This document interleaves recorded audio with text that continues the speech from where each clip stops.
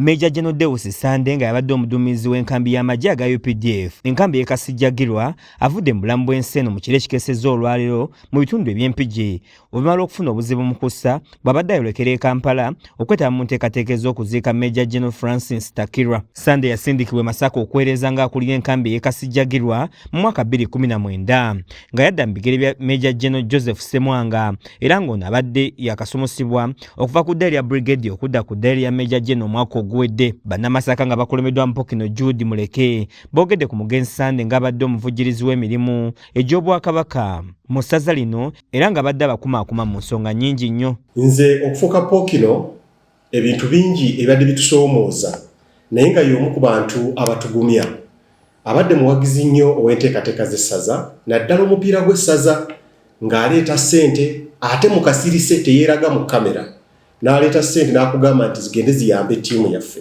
Omukulu ono abadde aggyayo ekitiibwa ky'omuntu omutendeke mu magye era yabadde asinze okutusembereza abasirikale mu barakisi y'e Kasijjagirwa ne tukola nabo nga situbatya tugenda musaalirwa nnyo. Ye omwogezi wa poliisi mu bbendobende ly'e Masaka Twaha Kasirye agamba nti Sande abadde abayamba kinene nnyo mu by'okwerinda wakati mu bukkakkamu era nga badde bamwebuuzaako mu nsonga nnyingi nnyo. Kyenyinza omwogerako nze ng'omwogezi wa poliisi nti tubadde nga tukwatagana bulungi okulaba nga bye tukola byonna bibeera bitambulira wamu. Tuwaŋŋana amagezi abadde General naye ng'ate tuwaŋŋana amagezi okukolamu emirimu. Abadde buli muntu ng'amutwalanga bw'ali nga kubira akasimu ne mwogera ne Major General ekiraga nti n'abadde muntu w'abantu.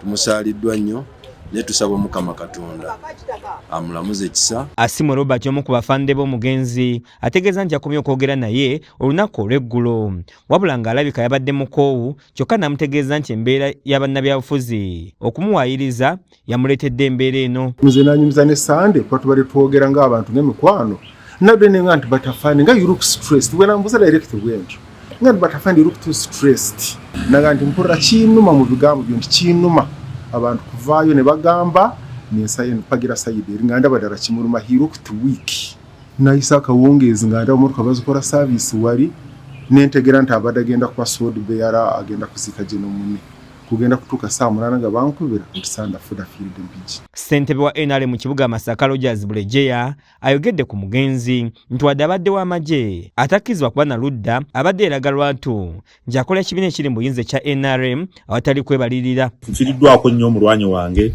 abadde awuliriza obadde oteesa naye abadde ayagala ennyo ekibiina kye NRM ennyo ng'ate ng'olaba nti emirimu gy'akola gimukkiriza nnyo kulaga sayini ekibiina abadde akyagala nnyo. Abalala okuli omwogezi wa NRM mu kibuga Masaka Yiga Muhammad ko n'omumyuka wa RDC Masaka nga Yesala Nakyanzi boogedde ku Sande ng'abadde omugattabantu era ng'akoze kinene okugatta amagye n'omuntu wa wansi. Tugenda kulwawo okufuna omuntu e Kasijjagirwa aduumira amagye nga Sande bw'abadde kuba abadde mugatta nga tanyiiga ng'ate n'amagye enneeyisa gye geeyisaamu okuva General Sande lwe yajja mu barracks awo mu butuufu nga naffe nga bannabyabufuzi nga tumuwa ekitiibwa. Barracks ezo zaali teziyimbirwa naye General Sande abadde agifudde ey'abantu aba bulijjo buli kizibu ng'omutuukirira ng'ate musajja mwangu nnyo.